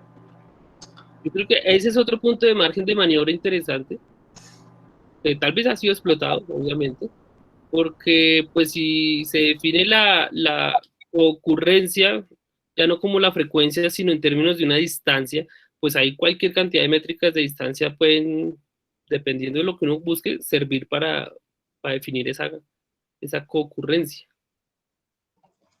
Listo, entonces lo que hacemos es crear esa matriz de concurrencias porque lo mismo que hacíamos con los vectores de palabra, eso va a alimentar mi modelo de red neuronal, el que yo necesite, ¿sí? El que yo plantee. Acá se planteó uno muy básico eh, y bueno, entonces acá como decimos, esto es lo mismo que tenemos acá arriba, pero sin tanto prim, ¿sí? Sin tanto, les queríamos mostrar como el prim para que ustedes se dieran cuenta de cómo hace por debajo el cálculo, ¿sí? Y qué calcula específicamente. Lo que dice Juan Guillermo es verdad, podríamos, cuando nosotros intentamos como plantear, cómo mostrarles los vectores de palabra glove, se revisaba que pues esa distancia que ellos están calculando, como résteme la posición que tiene el índice menos la ventana, o sea, menos la ubicación donde está el índice de esa ventana, al cual yo le estoy calculando esa matriz de concurrencias. Podrían haber miles de cantidad de métricas de distancia que yo podría llegar a manejar para poder optimizar pues ese cálculo de esa matriz de concurrencias, ¿sí? Listo. Entonces, acá, sin tanto print, lo único que me va a generar es el número total de palabras, pues vamos a tener aproximadamente, bueno, acá serían 10.000 palabras, o sea, 10K, y la longitud del vocabulario sería 190, bueno, 190.000 K, ¿sí? Palabras tendríamos. Entonces, después de esto, basándonos pues en el artículo de Manin, nos plantean la función de pérdida de Glove, que es la que precisamente ahora le gastamos un tiempo específico durante la charla, y es, listo, esto es lo que dice el paper. Entonces, ¿cómo planteamos eso en programación? Entonces, tenemos un embedding de 300. El embedding puede cambiar como ustedes necesiten. Ese embedding depende de la aplicación que ustedes requieran. Por eso les digo, esto va a variar. Ustedes le pueden colocar lo que ustedes quieran. Siempre teniendo en cuenta la misma relación que tuvimos con el Word2Vec. Tenemos una capa de entrada, la multiplicamos por una capa de pesos, nos dan una capa central, después de esa capa central la multiplico por otra matriz B, y ahí genero, por ejemplo, en el Word2Vec, que era mi matriz de vectores de probabilidades, después de aplicar una softmax. Acá yo lo que realizo es, listo, necesito calcular ese W y ese BI, pero ¿qué es W, qué es BI? Pues necesito hallar esta función de pérdida, ¿sí? Entonces, ¿qué me pide mi función de pérdida? Mi WI, mi WJ, mi BI, mi BJ, ¿sí? Entonces, eso es lo que se calcula. Entonces, ¿cómo se calcula normalmente eso? ¿Cómo se plantea para una red neuronal? Yo ingreso, el número de embeddings va a ser mi longitud de vocabulario que yo voy a tener, ¿sí? Ese es el número de embeddings que yo le voy a colocar. Y la dimensión va a depender solo de lo que yo necesito. Si necesito analogías y no requiero una aplicación, pues puedo empezar con 50, ¿sí? Hasta con 25, que es lo mínimo que ellos llegan a manejar. 25 hasta 500, creo que es 500.000. Lo que llegan a manejar dependiendo de la aplicación que ustedes necesiten. ¿Qué es este .way, .data, .uniform? Pues yo le estoy pasando el mismo parámetro que tengo acá. Si ustedes se dan cuenta, este pedazo hacia atrás es el mismo. O sea, tráigame esto que yo necesito, que ya le estoy pasando. Y aparte, aplíqueme esto. ¿Qué es esto? Entonces, inicialíceme ese W sub I y ese W sub J con una distribución uniforme entre -1 y 1. Es decir, los valores que tenga acá, inicialícemelo con una distribución uniforme. ¿Qué valores va a hacer? No. O sea, aleatoriamente, ¿sí? Tome valores uniformes entre esta distribución. Listo. Y acá lo que voy a hacer es inicialícemelo pues, con una matriz de ceros.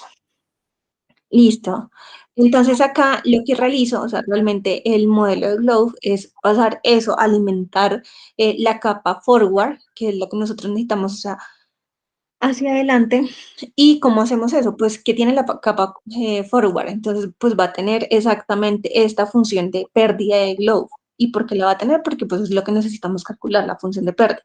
Entonces, ¿qué le vamos a pasar? Entonces le pasamos el W sub I, el W sub J, el BI y el BJ, que era lo que precisamente hablaban ahorita. De esta forma es que se plantea. ¿Qué me va a retornar? Pues mi función de pérdida, ¿sí? Mi función de partida de globo. Y ya después de eso, entonces, ¿cómo lo evalúo? Pues lo voy a evaluar de esta manera. Entonces, paso el dataset, que el dataset sería lo que yo generé acá arribita. Si ustedes se dan cuenta, el dataset es lo que guardé como .text 8. ¿Y de cuánto? Pues de 10.000K. Y ¿qué más le voy a pasar? Pues acá lo único que le estoy diciendo es como tráigame solamente el vocabulario y el número de embeddings, que sería lo mismo que tendría acá. Entonces el embedding serían 300, que es lo que yo le estoy pasando acá. Esto puede cambiar dependiendo de la aplicación, como les digo. Y acá, pues esta es la longitud del vocabulario que tenemos, que eso se generó por acá arriba, al inicio acá. Se generó la longitud del vocabulario. Y la longitud del vocabulario, ¿cómo se generó? Vuelvo y repito, la longitud del vocabulario se genera con las palabras más comunes del vocabulario, indicadas con ese contador que hicimos, inicializados con esos tokens que se extrajeron de ese test split que le realizamos a esas 200.000 palabras. Listo. Y ya después de esto, entonces, íbamos acá. Entonces generamos el modelo. Este es nuestro modelo. Bueno, ustedes dicen, pero ¿qué es este squeeze? Entonces nosotros planteamos una forma como para explicarles qué es el squeeze, por qué esto no tiene squeeze y por qué esto sí tiene squeeze.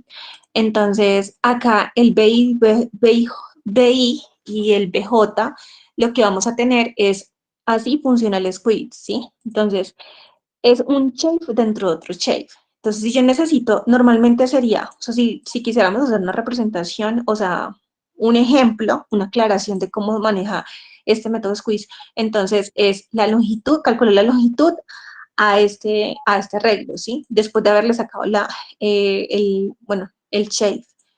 Y para que no hagamos esto, porque esto nos generaría un número, esto no nos genera un número, entonces, precisamente lo que se hace es el squeeze. El squeeze no nos genera un número, sino que nos saca sáqueme el shape de esto, de este arreglo. Y aparte, después de sacarme ese shape, sáqueme el shape de ese shape que yo acabé de realizar de ese arreglo.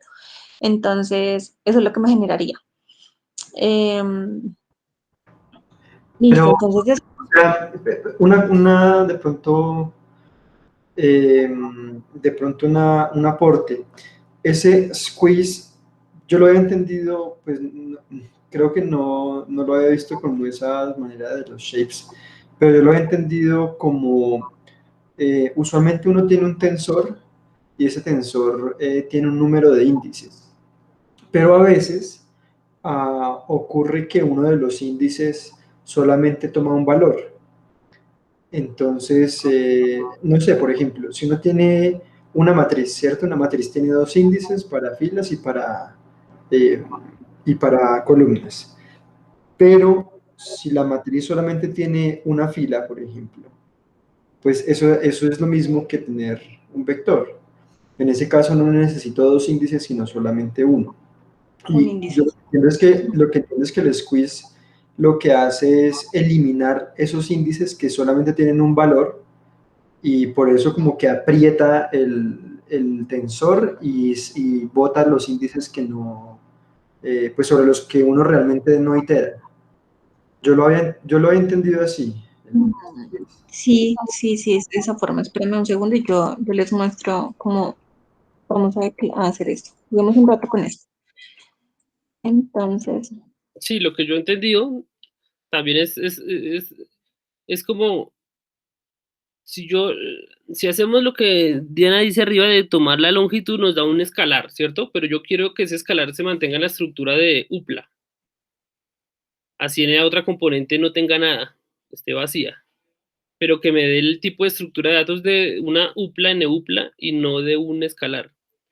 Entonces el squeeze como que ayuda a preservar esa estructura a pesar de solo tener un número adentro y como lo que tú dices, y no tener nada en los otros porque como que fue apretada esa matriz o ese tensor.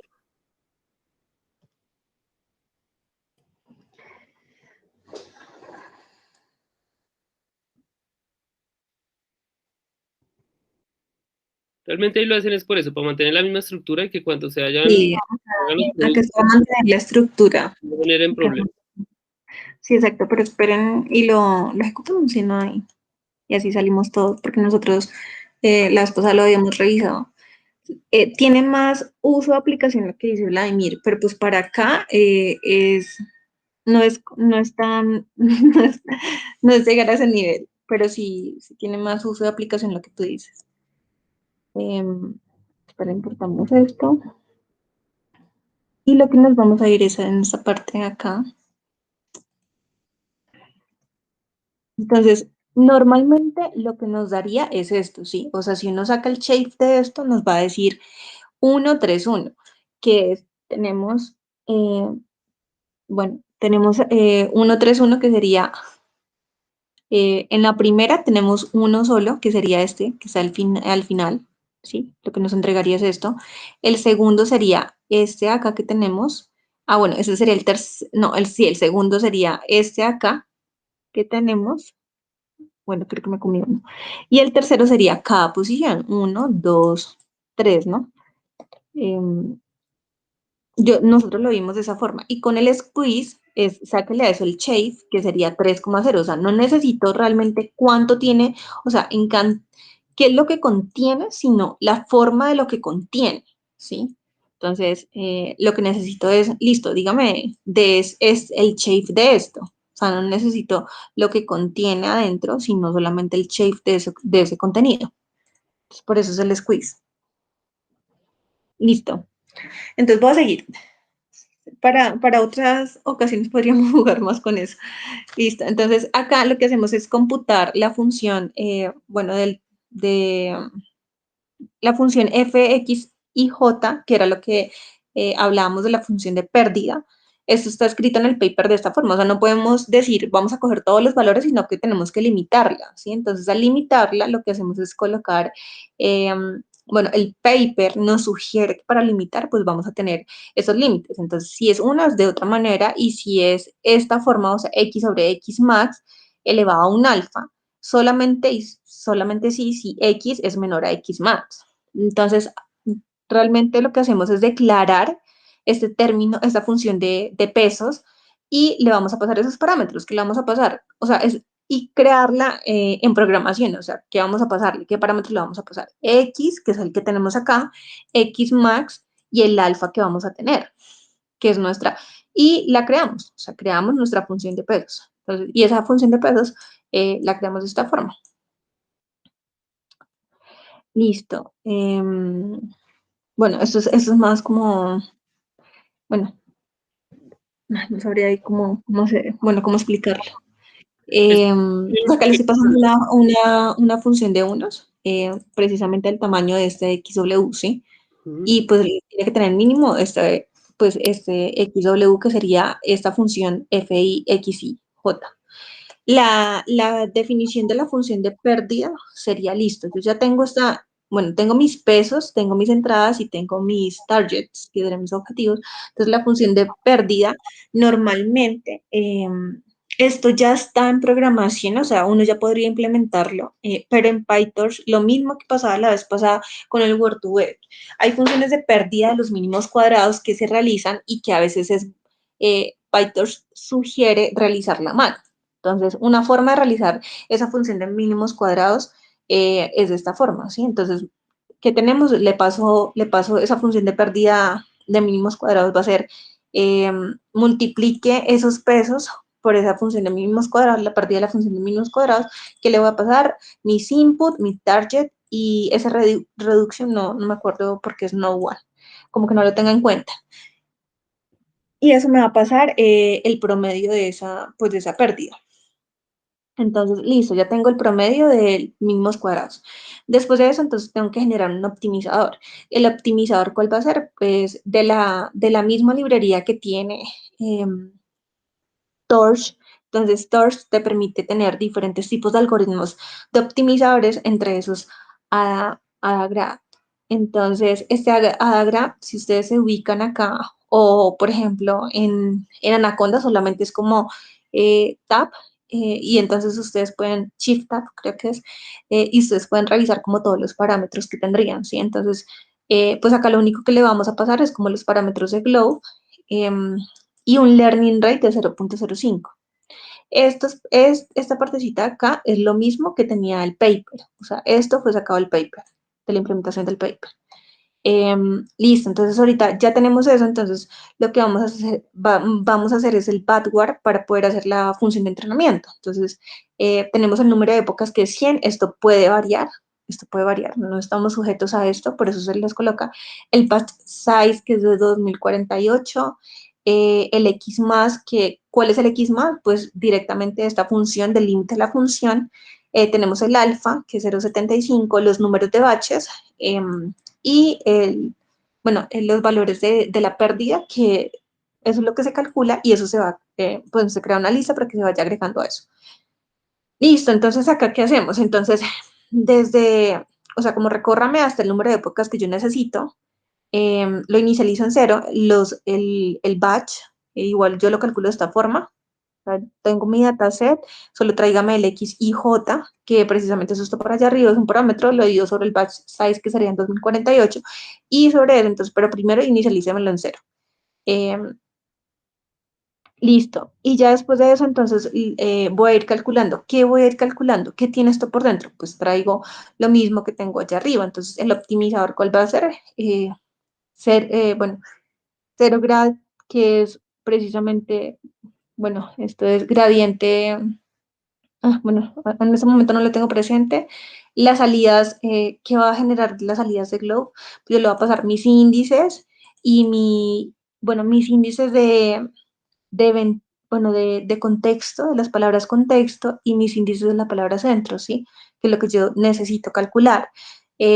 Y mis pesos, o sea, mis pesos que voy a tener, ¿cuáles van a ser? Pues la función de peso que calculé, que va a tener esa función de peso, solo va a tener tres cosas. El X y J, que precisamente pues es parte del algoritmo que es mi X, que yo necesito, para el cual yo calculo esa función y limito la función que trabaje de esa forma, el X más y el alfa. Y hallo la función de pérdida, que sería listo, como yo la creé manualmente, entonces, ¿qué parámetros tengo que pasarle a esa función? Pues, los pesos, las salidas, y este logaritmo, torch logaritmo X y J, que sería exactamente el target. Listo. Y después lo que hago es lo mismo que hacíamos la vez pasada, necesitamos guardar esos pesos, entonces se guarda de esta forma en Torch, entonces él guarda los pesos para que yo siga inicializando, entonces cada vez que él recorra pueda guardar los pesos y los vaya almacenando. bueno, el step no estoy muy segura, pues no me acuerdo en este momento. Y los valores de pérdida, ¿en dónde se van a ir agregando? Pues en la lista. ¿Cuál lista? La que generamos acá. Listo, entonces, ¿cómo se va a imprimir esto? Pues eso se va a imprimir de esta forma, la época, el batch y la pérdida. Y es lo que les va a ir mostrando. Y esto se va a guardar pues en este archivo.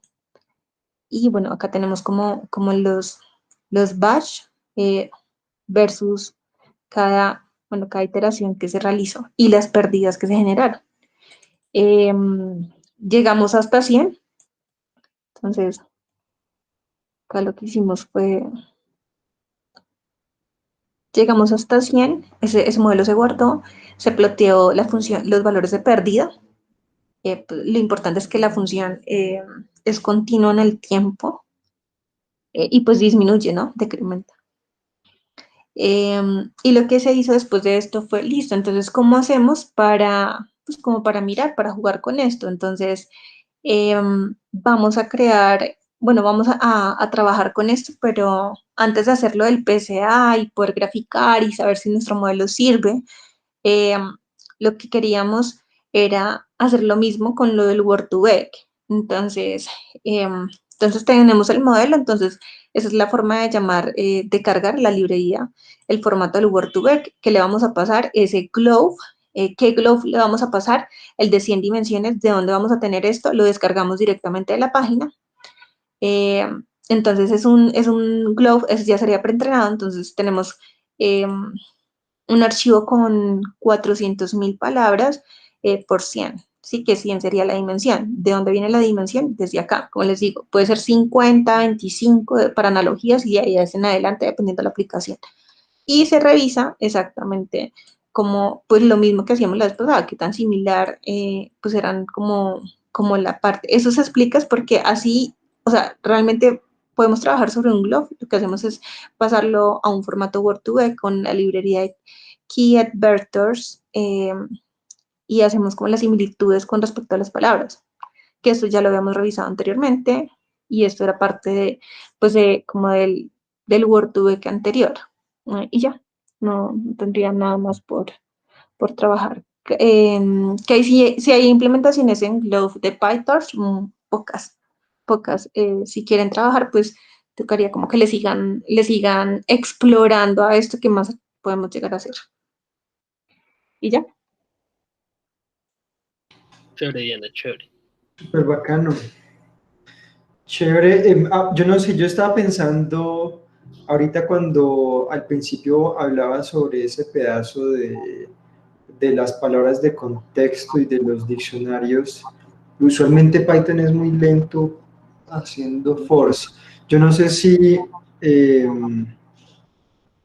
este tipo de cosas, por ejemplo, sí, yo tampoco había visto Blob en PyTorch, pero de pronto con algo como Cython o yo no sé si hay algún acelerador para esa creación de matrices, de pronto pueda hacer una buena implementación, o sea, eficiente de eso que mostraste. Pero pues chévere, chévere, o sea, muy bacano. Yo creo que acá tenemos dos cosas. Yo creo que ahora sí vale mucho más la pena revisar el artículo que explota un poco las ideas de Word2Vec en todos estos modelos que son más como tradicionales, más basados en la frecuencia de concurrencias. Porque creo que en últimas con esta presentación de Santiago y Diana, como que se motiva un poco más de que sí, que cada modelo tiene su valor y tiene cosas a considerar. Valdría la pena profundizar ahora un poco más en eso.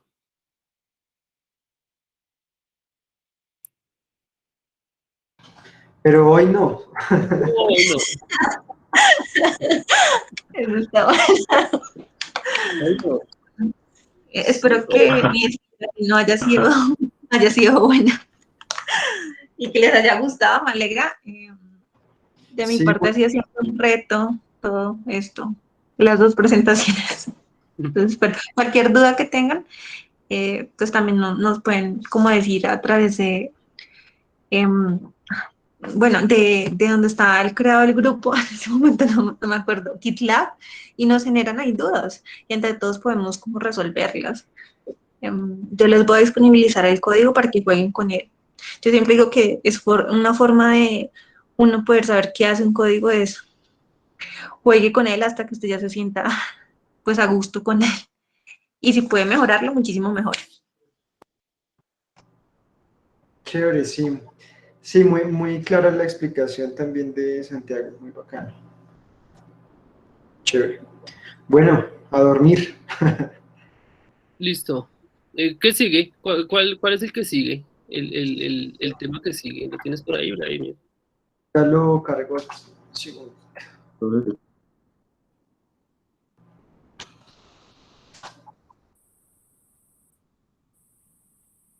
El que sigue es Word Window Class.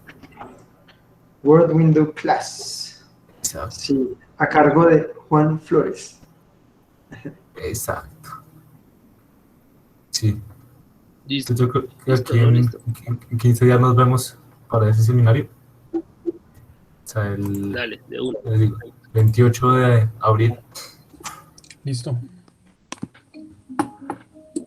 Y pues ahí muchas gracias a Diana y a Santiago.